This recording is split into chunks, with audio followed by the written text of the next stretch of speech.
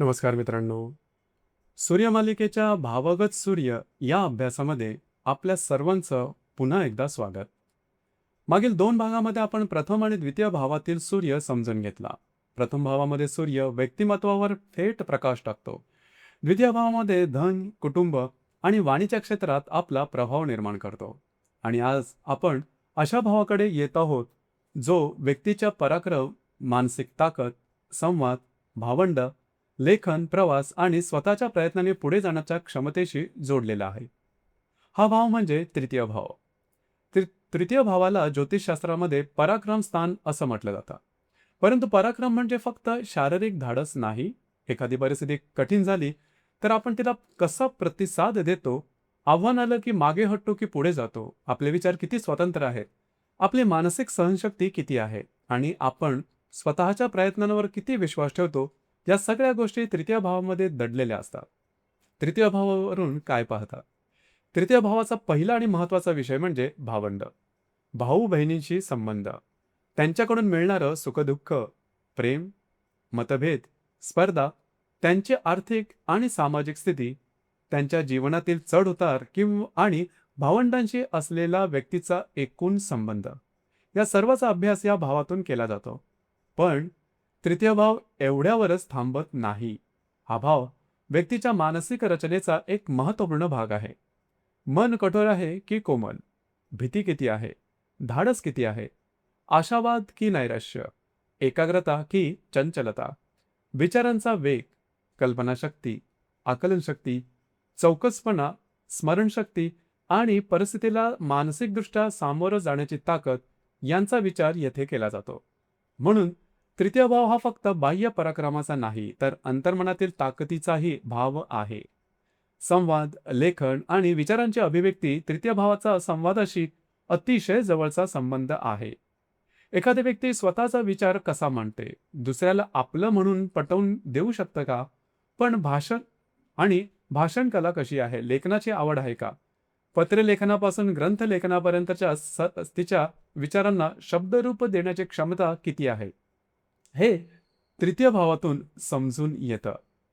वाचन, साहित्य, काव्य, शास्त्र, बौद्धिक छंद आणि ज्ञानाच्या विविध शाखांकडे असणारी ओढ, याच्याशी संबंध असतो. थोडक्यात, जो पराक्रम आपण 2 भागांमध्ये पाहतो. एक भाव असतो की ज्यामध्ये पराक्रम प्रत्यक्ष दिसतो, म्हणजे व्यक्तीच्या पराक्रमातून, त्याच्या वागण्या बोलण्याच्या पद्धतीमधून. आणि दुसरा पराक्रम असतो, तो म्हणजे तुमच्या मनात दडलेला. हाच जो मनात दडलेला जो पराक्रम आहे, हा तृतीय स्थानामधून चांगल्या प्रकारे पाहिला जातो. आणि तृतीय स्थानामध्ये पापग्रह असतील, साधारणतः सूर्य, मंगळ, शनी, अशा प्रकारचे समजा पापग्रह असतील, तर हा जो मनात दडलेला जो पराक्रमाचा भाव आहे, तो अधिक स्पष्टतेने मांडता येतो. यामुळे तृतीय भावातील सूर्य विचारातील व्यक्तीच्या विचारांना स्पष्ट अभिव्यक्ती आणि आत्मविश्वास देऊ शकतो. तृतीय भाव लहान मोठ्या प्रवासांशी सुद्धा जोडला जातो. विशेषतः स्वदेशातील प्रवास, कामानिमित्त फिरणं, नवीन लोकांशी संपर्क, नवीन वातावरणाचा अनुभव आणि सतत हालचाल, या गोष्टी या भावाशी संबंधित आहे, म्हणजे बिझी बॉडी ज्याला आपण म्हणतो. तृतीय भावातील सूर्य असलेल्या अनेक व्यक्तींना फिरण्याची आवड दिसून येते. त्यांना एकाच एका चौकटीत नेहमीच राहणं रुचेलेच असे नाही. अर्थात हा प्रवास अंतर्देशीय असतो. प्रवास हा केवळ मनोरंजनासाठी नसतो, तो त्यांच्या अनुभव विश्वाचा भाग बनू शकतो. तृतीय भावातील सूर्य म्हणजे मूलभूत व्यक्तिमत्व त्यांचं, हा एक महत्त्वाचा गुणधर्म आहे. यांचा स्वतःवर संपूर्ण विश्वास असतो, स्वतःच्या प्रयत्नांवर विश्वास असतो. दुसऱ्याच्या आधारावर जगणं किंवा दुसऱ्यांनी म्हणणं की माझ्यामुळे तू पुढे गेलात, त्यांना अजिबात आवडणारं नसतं. मदत मिळाली तर ती स्वीकारतील, पण जीवनाचा पाया दुसऱ्यावर ठेवणं हे त्यांना मात्र आवडत नाही. त्यांच्यामध्ये स्वतंत्र वृत्ती असते, निर्णय घेण्याची क्षमता असते आणि स्वतःच्या बुद्धीने परिस्थिती समजून घेण्याचा स्वभावही असतो. या व्यक्ती घरामध्येही अनेकदा स्वतःचं स्थान स्वतःच्या कर्तृत्वानं निर्माण करतात. त्यांना माझ्यासाठी कोणी काही करून द्यावं यापेक्षा मी स्वतः करतो, हा दृष्टिकोन अधिक जवळचा वाटतो. आतून असणारी प्रचंड ताकद, हा तृतीय भावाचा एक वेगळा गुण आहे. हा भाव व्यक्तीची अशी ताकद दाखवतो की जी पहिल्या नजरेत दिसतेच असं नाही. काही व्यक्ती बाहेरून अत्यंत साधा, शांत किंवा सामान्य वाटू शकतात, परंतु संकटाचा प्रसंग आला तर त्यांच्यातील खरी ताकद बाहेर येते. तृतीय भावातील सूर्य असलेल्या व्यक्तींच्या बाबतीत हा अनुभव विशेषतः दिसून येतो. त्यांची जिद्द, चिकाटी, मानसिक सहनशक्ती आणि प्रतिकूल परिस्थितीत टिकून राहण्याची क्षमता ही वरवरच्या व्यक्तिमत्वापेक्षा अनेकदा अधिक मोठी असते. म्हणूनच या व्यक्तींचं खरं मूल्यमापन त्यांच्या बोलण्यावरून नव्हे, तर अडचणीच्या वेळी त्या कशा प्रकारे उभ्या राहतात यावरून करावं. तारतम्य बुद्धी आणि न्यायवृत्ती. तृतीय भावातील चांगला सूर्य व्यक्तीला सारासार विचार चांगल्या प्रकारे देतो. एखादी गोष्ट फक्त भावनेतून स्वीकारण्यापेक्षा तिचा योग्य अयोग्य पहिले समजावून घेण्याची क्षमता असते. अनेक व्यक्तींमध्ये प्रांजळपणा दिसतो, न्यायाची भावना दिसते आणि प्रसंगानुसार स्वभाव बदलण्याची ताकद असते. गरज पडली तर अतिशय कोमल आणि परिस्थिती कठीण असेल तर अत्यंत कठोर असा स्वभाव दिसू शकतो. म्हणजेच त्यांच्यामध्ये संवेदनशीलता असते, पण ती दुर्बल नसते. तृतीय भावातील सूर्य असलेल्या व्यक्तींचा इच्छा या अनेकदा मोठ्या असतात, पण त्या प्रत्येकाला सांगतीलच असं मात्र नाही. त्यांच्या बाह्य व्यक्तिमत्व हे साधं दिसू शकतं, पण मनामध्ये मोठी उद्दिष्ट तयार होत असतात आणि त्या उद्दिष्टांसाठी काम करण्याची तयारीही असते. ही महत्वाकांक्षा प्रथम भावातील सूर्याप्रमाणेच प्रत्येक वेळी उघडपणे दिसेलच असं नाही. ती आतून कार्य करत असते. कारण याच कारणामुळे काही व्यक्ती बराच वेळा शांतपणे तयारी करतात आणि योग्य वेळ आली की मोठी झेप घेतात. तृतीय भावाचा थेट संबंध भावंडांशी असल्यामुळे येथे सूर्य असताना हा विषय विशेष पद्धतीने पाहावा लागतो. काही पत्रिकांमध्ये भावंडांशी वैचारिक मतभेद दिसू शकतात. दोघांचेही व्यक्तिमत्व स्वाभिमान असेल तर स्पर्धाही निर्माण होऊ शकते. लहान मोठ्या कारणामुळे दुरावा होऊ शकतो. काही वेळा घरामध्ये स्वतःचं श्रेष्ठत्व सिद्ध करण्याची वृत्ती सुद्धा असते, परंतु याचा अर्थ भावंडांशी नातं नेहमीच खराब असेल असं मात्र नाही. सूर्य शुभ असेल आणि तृतीयेश चांगला असेल तर व्यक्ती भावंडांना मार्गदर्शन करणारी, त्यांच्या अडचणीत उभी राहणारी आणि कुटुंबात जबाबदारी घेणारी असू शकते. समाजात स्वतःचं वजन निर्माण करणारा सूर्य हा तृतीय भावातील पराक्रमाचा भाव आहे. म्हणून व्यक्तीच्या प्रयत्नातून समाजात निर्माण होणाऱ्या स्थानाशीही याचा संबंध आहे. तृतीय भावातील सूर्य असलेल्या व्यक्ती अनेकदा आपल्या नावावर विश्वास ठेवतात. त्यांना स्वतःच्या प्रयत्नांनी समाजात ओळख निर्माण करायची असते. ही ओळख राजकीय असेलच असं नाही. व्यवसाय, लेखन, सामाजिक कार्य, संवाद, प्रशासन, शिक्षण किंवा आपल्या क्षेत्रातील स्वतंत्र कामगिरी यातून समाजात त्यांचं वजन वाढू शकतं. संवादक्षमता आणि सार्वजनिक बोलणं तृतीय भावातील सूर्यांना हे अतिशय चांगल्या प्रकारे जमतं. आपलं म्हणणं मांडताना फारशी त्यांना भीती वगैरे वाटत नाही. स्वतंत्र विचारांचे असतात, स्पष्ट वक्ते असतात. सभा, मीटिंग, प्रेझेंटेशन, भाषण किंवा लोकांसमोर बोलणं याकडे या व्यक्ती सहजपणे वळू शकतात. सूर्याबरोबर बुध आणि गुरुचा संबंध चांगला असेल तर हा गुण अधिक प्रभावीपणे दिसू शकतो. पण जर का सूर्य पीडित असेल तर संवादामध्ये माझंच बरोबर अशी एकतर्फी भूमिका दिसू शकते. त्यामुळे संवाद विसंवादामध्ये बदलू शकतो. तृतीय भाव लेखनाचा असल्यामुळे सूर्य येथे विचारांना जास्त प्रेरणा देणारा ठरू शकतो. लेखन, लेख, पुस्तकं, भाषणाचं लेखन, सोशल मीडिया कंटेंट, शैक्षणिक लेखन किंवा स्वतःचे विचार समाजासमोर मांडण्याच्या विविध माध्यमांकडे नैसर्गिक ओढ निर्माण होऊ शकते. सूर्य-बुध संबंध असेल तर लेखनात स्पष्टता आणि मांडणी येऊ शकते. गुरुचा संबंध असेल तर तत्वज्ञान, अध्यापन आणि मार्गदर्शनात्मक लेखनाची दिशा ठरू शकते.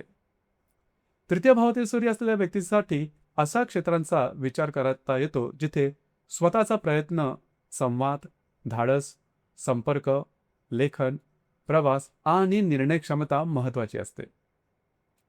मीडिया, सेल्स, मार्केटिंग, पत्रकारिता, लेखन, प्रकाशन, प्रशासन, संरक्षण क्षेत्र, फील्डवर्क, पब्लिक रिलेशन, राजकारण, सामाजिक काम आणि स्वतंत्र व्यवसाय या दिशांकडे काही पत्रिका जाऊ शकतात.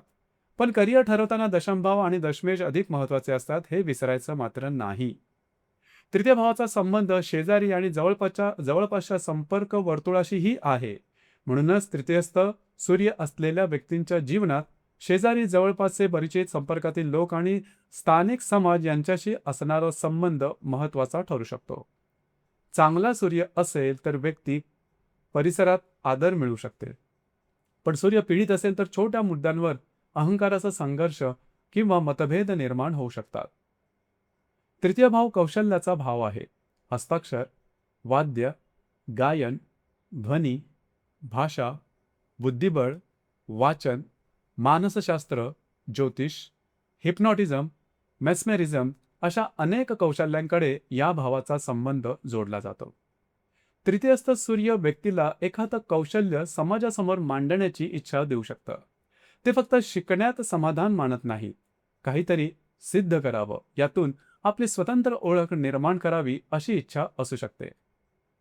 तृतीय भावाचा संबंध खांदे, हात, कंठ, श्रवण आणि शरीराच्या काही संवादात्मक कार्याशी जोडला गेलेला आहे. सूर्य पीडित असेल तर घसा, आवाज, श्रवणाशी संबंधित काही समस्या, खांदे किंवा हातामध्ये ताण किंवा उष्ण प्रकृतीशी संबंधित तक्रारी काही पत्रिकांमध्ये दिसून येऊ शकतात. पण याबाबत सूर्याची रास, तृतीय, षष्ठ भाव आणि इतर ग्रहांचा ग्रहसंबंध पाहणं आवश्यक आहे.